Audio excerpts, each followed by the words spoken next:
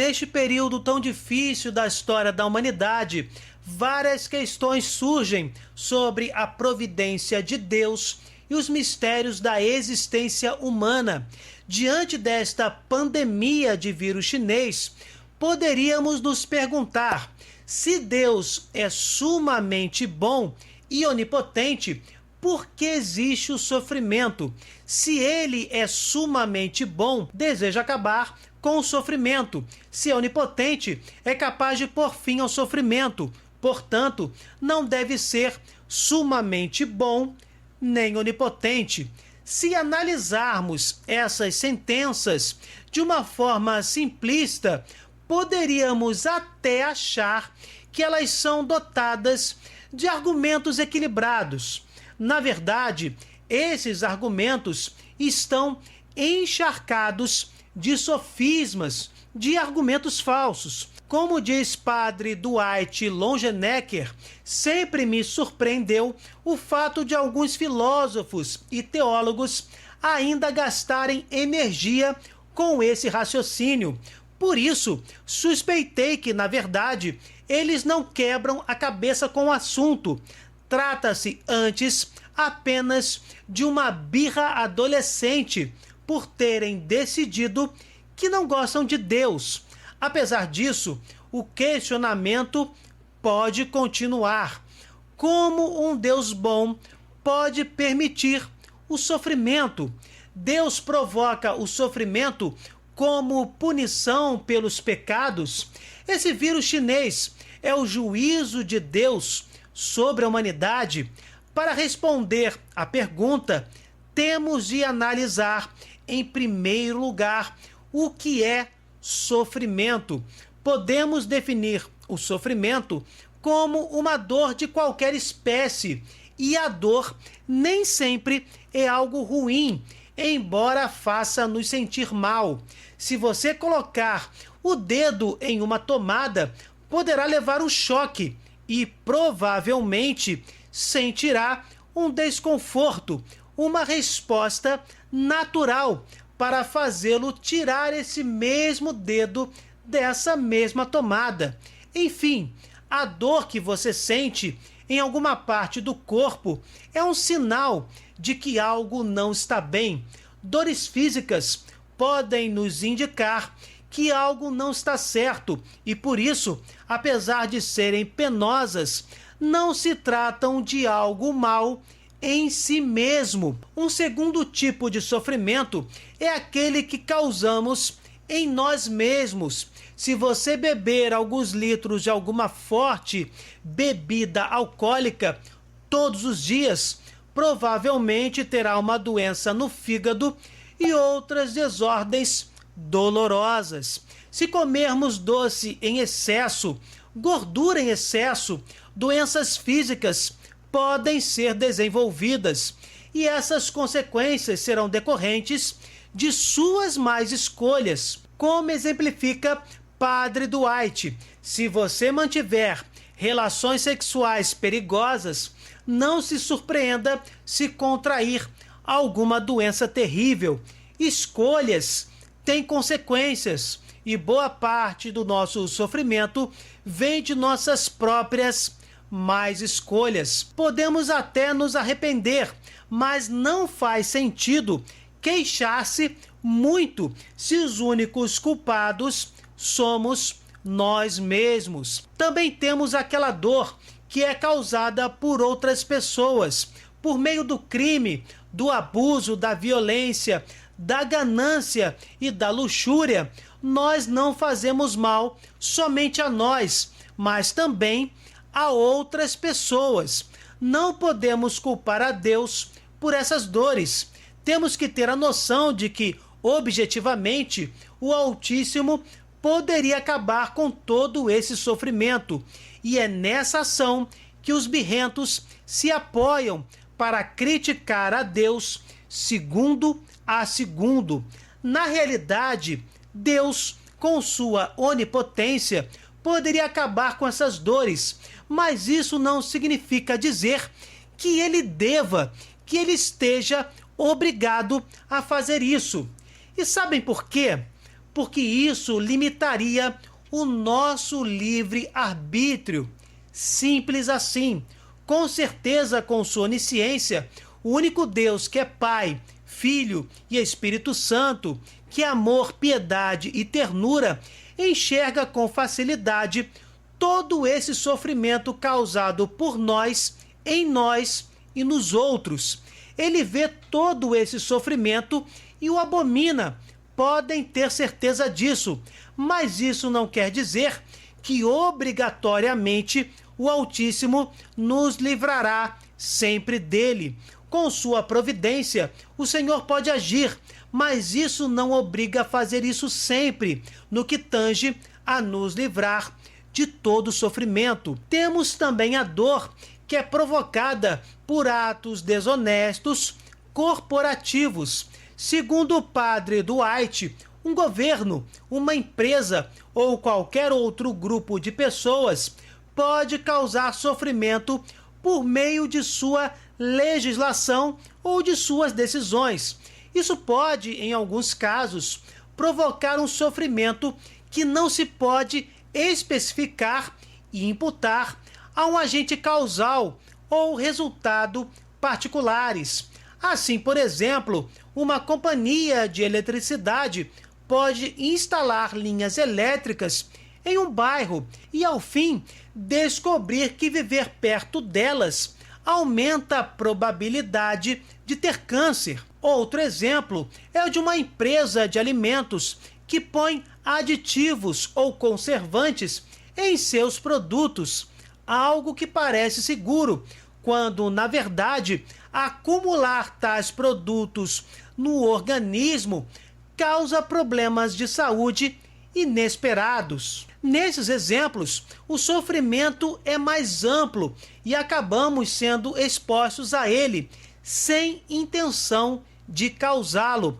Acaba sendo uma espécie de efeito colateral de alguma ação realizada, individual ou coletivamente, vale dizer. Temos também o sofrimento que pode ser causado por um grupo ou nação como resultado de alguma outra intenção. Padre Dwight nos dá um exemplo muito claro.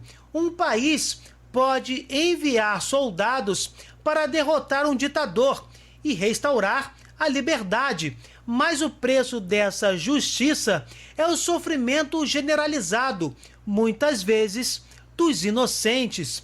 Em todos esses casos que mencionamos, o sofrimento não é causado por Deus, mas por seres humanos, direta ou indiretamente. Todavia, temos uma outra categoria de sofrimento, aquele causado pelos desastres naturais. Um terremoto, um tsunami, uma epidemia, uma pandemia ou deficiências congênitas parecem fazer parte da ordem natural.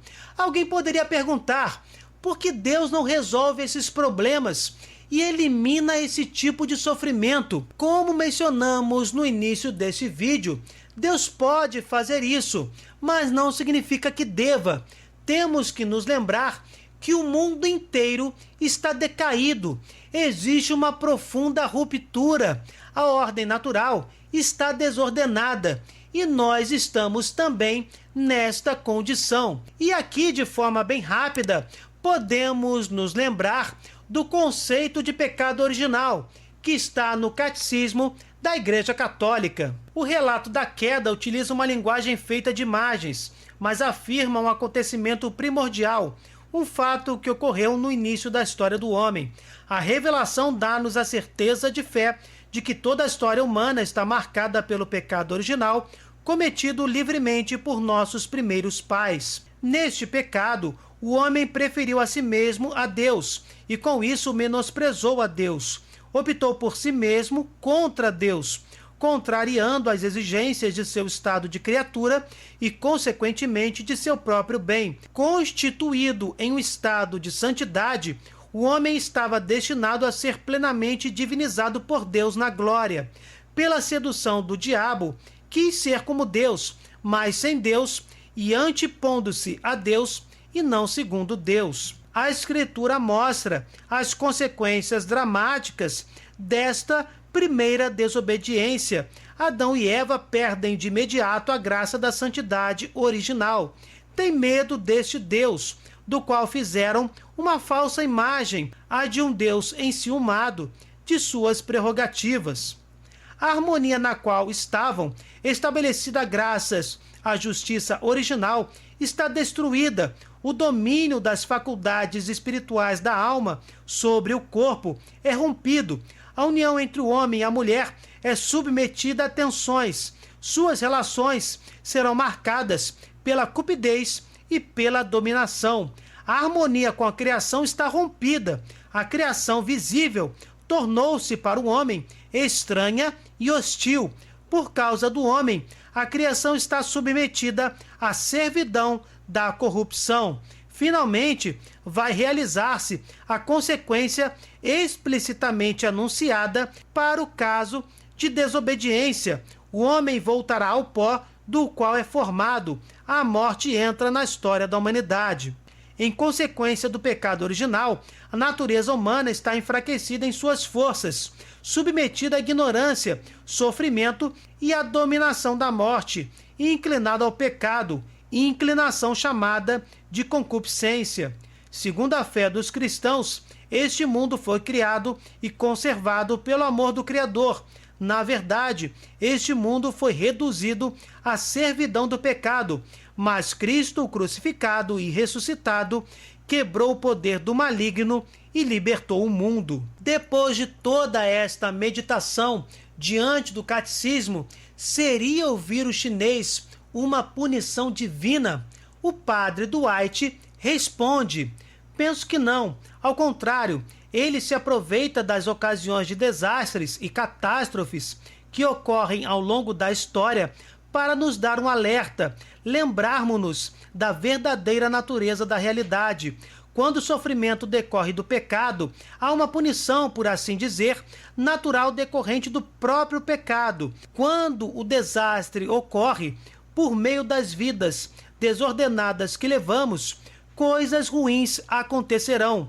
Deus planejou o sistema para funcionar de determinada maneira, e quando nos desviamos do plano original, as consequências são terríveis. Mas não acho que lá do alto Deus envie raios como castigo. Como já falamos em vários de nossos vídeos, as passagens do Antigo Testamento parecem revelar um Deus vingativo que envia catástrofes como punição. Na verdade, não se trata de uma qualidade de nosso Deus, mas como os homens inseridos naqueles momentos históricos percebiam o Altíssimo. Nos primórdios da nossa relação com Deus, era natural entender esses desastres como castigos intencionais devidos ao pecado.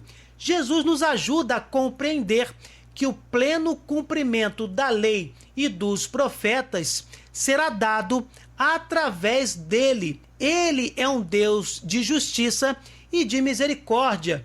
Jesus, de fato, julga a humanidade, mas o faz com eterna misericórdia e com plena justiça, inclusive para reparar as ofensas à majestade infinita de Deus, que se iniciaram com o pecado original. Somente com o sacrifício redentor da pessoa divina de Deus Filho encarnado, que também contém valor infinito. Nesta encarnação, paixão e morte de Cristo, misericórdia eterna e justiça plena se comunicam com perfeição e harmonia. Para terminar, diante de tudo o que foi exposto, podemos responder a seguinte pergunta: Deus intervém em situações de dor e de sofrimento?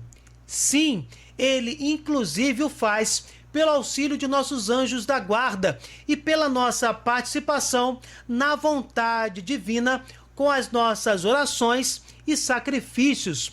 Por puro amor, Deus quer que participemos através da realidade da comunhão dos santos. Deus dispensa suas graças para aliviar a dor de alguns e libertar do sofrimento outros, fazendo uso de nossas orações. Em nenhum momento, vale observar, o Senhor viola o nosso livre-arbítrio. De uma forma bem simples, quando oramos, a nossa vontade se une à vontade de Deus para trazer bondade e graças ao mundo. Justamente durante uma pandemia, quantas pessoas foram salvas deste vírus? Quantas já eram imunes? Quantas lutaram e venceram? Quantas agonizaram e foram salvas? Quantos se converteram, voltando os olhos para o Pai Celestial? Quantos tiveram a sua fé reacendida com este período nublado de incertezas? Em todo este quadro harmônico que é a existência humana, a cruz nos ensina que às vezes Deus não impede o sofrimento humano e nem sempre nos liberta dele. Vale ressaltar, ele mesmo, o próprio Deus encarnado, mergulha no sofrimento. Deus muitas das vezes não nos liberta da dor e do sofrimento, mas os enfrenta de mãos dadas conosco. Quando os 3 jovens judeus foram jogados na fornalha incandescente, o rei viu junto deles uma 4ª pessoa. Foi uma epifania de Cristo e uma lição sobre a profundidade do sofrimento do próprio Verbo encarnado. Ele sente a nossa dor, suporta as nossas iniquidades. É um homem de dores, acostumado à tristeza. A resposta enquanto cristãos que devemos dar diante da crise desse vírus chinês é jejuar e rezar para que Deus nos liberte dessa situação, ajudando todos os que sofrem, dentro de nossas possibilidades, fazer o que for possível para enfrentar a peste com protocolos e prudência, não deixando a vida parar. Somente assim a disseminação será controlada. Peçamos a Deus força para caminharmos nesse mundo, tendo a firme certeza de que Ele está ao nosso lado, na pessoa divina de Jesus, nos ajudando a carregarmos as nossas cruzes. Enfim, o que vocês acham sobre esta caminhada de sofrimentos e de alegrias que trilhamos durante a nossa peregrinação terrestre? Deixem nos comentários a opinião de vocês. Louvado seja nosso Senhor Jesus Cristo, para sempre seja louvado. Se vocês gostaram, deixem o seu like, compartilhem, cliquem no sininho, se inscrevam no canal. Fiquem com Deus, desculpem qualquer coisa e até o próximo vídeo.